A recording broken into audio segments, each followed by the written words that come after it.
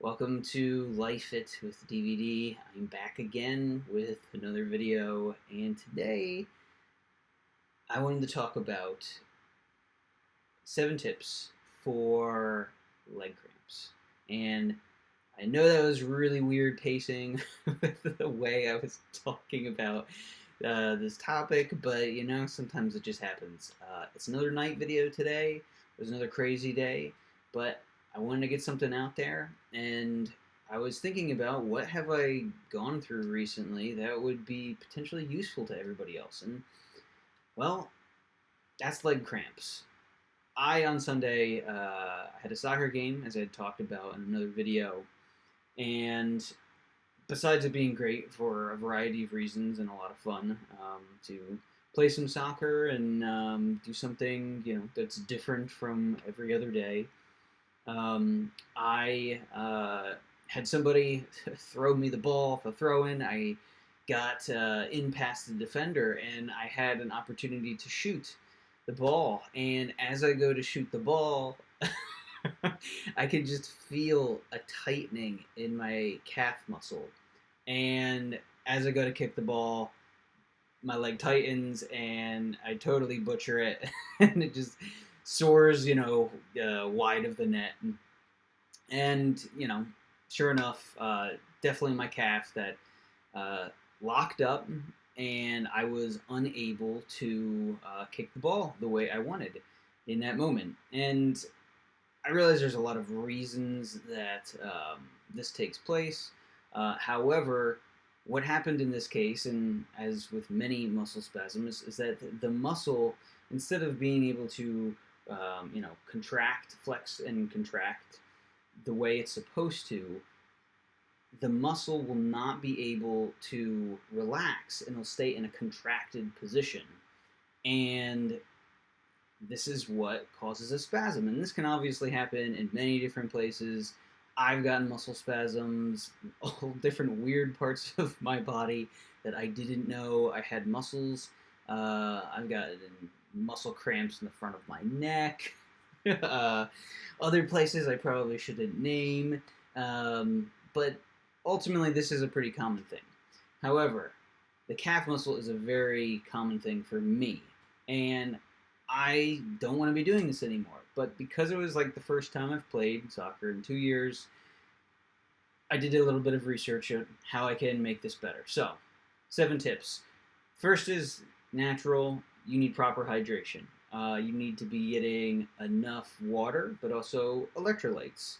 You need to be making sure you have enough salt and enough sugar as well, that it's going to give your body the appropriate nutrition to relax the muscle and contract it. So typically what those two things are potassium for contraction and magnesium for flexing and relaxing. So obviously you want to, besides the proper hydration, you want to make sure you have the right nutrition.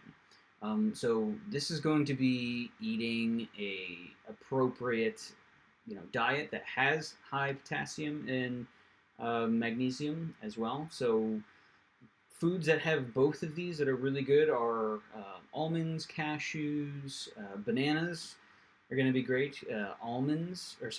Avocados and spinach, just to name a few.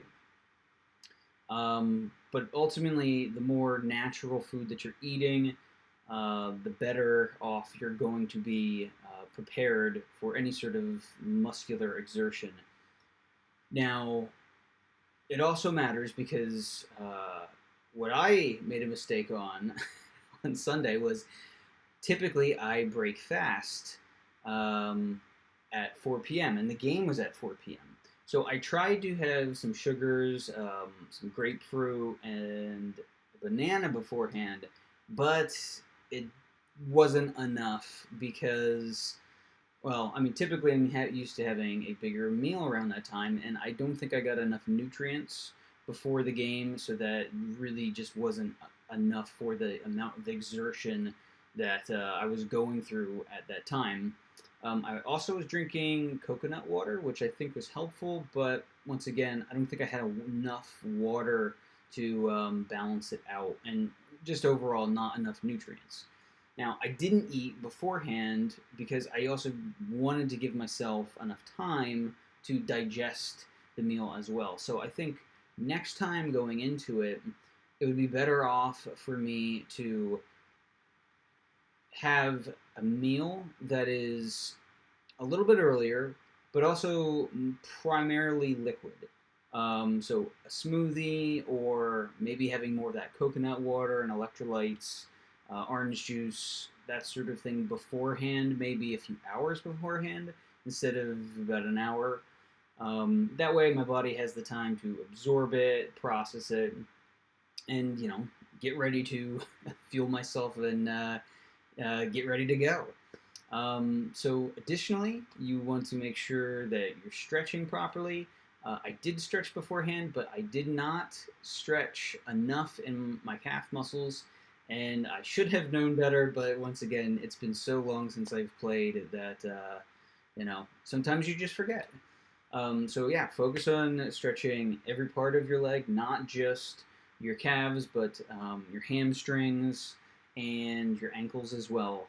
But ultimately, you can, even when you're doing any sort of calf stretch, it'd be better if I could show you here. But you can angle your calf to be at different sorts of angles so that it's hitting all sides of the calf muscle as you go through, and put the pressure on the calf to strengthen it. So additionally, proper footwear is an important component. You want to make sure that your footwear has enough room for your foot to expand while you are going through all of this exercise and exertion.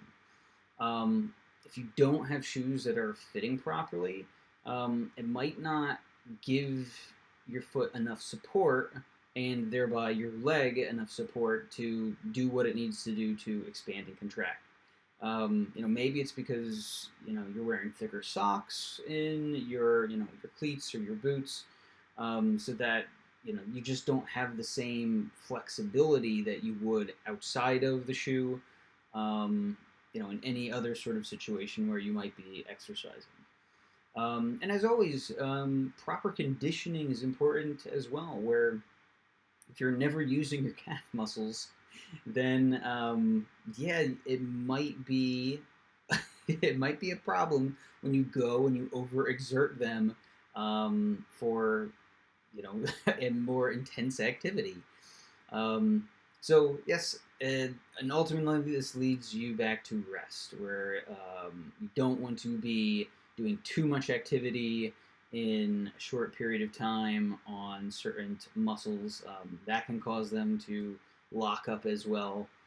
And if all else fails, well, you can use something like I have gotten. I don't have it with me yet, but I got two different products. One is Highland's Natural Leg Cramp Tablets, and I have used these in the past when I ran a marathon once.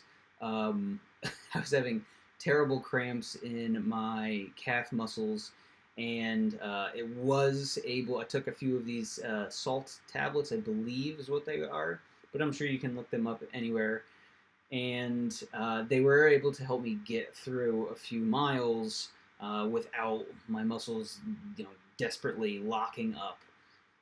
The other one is a topical foam, so it's TheraWorks Relief Muscle Cramp and Spasm Foam. It's fast acting, so you can put it on your muscles immediately, and it apparently goes away right off the bat within maybe 30 seconds or so.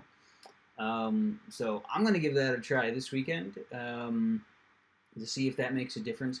If all of these other factors don't, work out for me, but it's better to be over-prepared than under-prepared. And once again, I'm just sharing some of the research that I had done on how to prevent cramping and Charlie horses in your calf muscles. And I would imagine that this can apply to most other parts of your body as well. Typically, this is kind of a synergistic thing. Um, but once again, with every different part of the body, different exercises, different stretching, different levels of fitness, and circumstances surround that sort of thing. But anyway, I just wanted to share these ideas today. I hope they may help. Please like and subscribe if you could. Have you ever had Charlie horses and calf cramps that have brought you down for whatever reason?